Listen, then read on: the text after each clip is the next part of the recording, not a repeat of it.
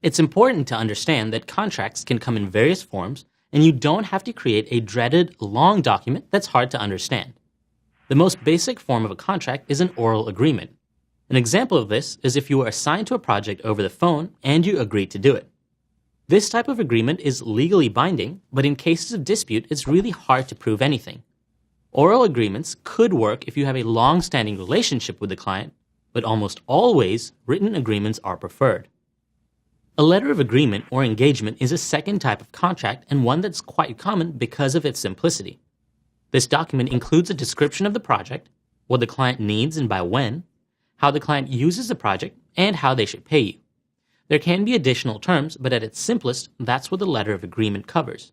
A combination of a project proposal and a quote is essentially a letter of agreement and forms a sufficient contract to start work. But it doesn't cover most of the clauses that offer you protection in case things get nasty.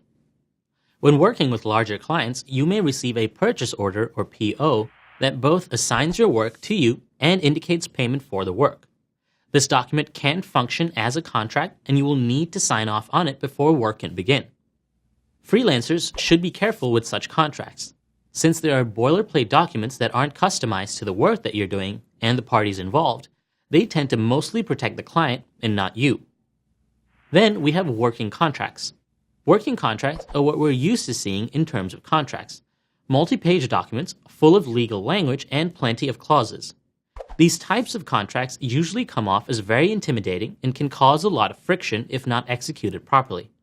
That's not to say that these contracts should be avoided. If you put together a working contract with clear, concise language that's devoid of any convoluted terminology, it can serve as a great tool for the project.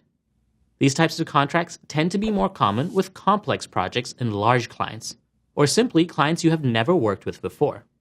When creating contracts, the use of boilerplate contracts are okay, but care has to be taken to customize it to your needs.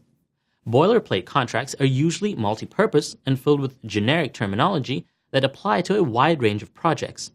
If you use a boilerplate contract to get started, make sure the document you end up with is mutually beneficial for both parties.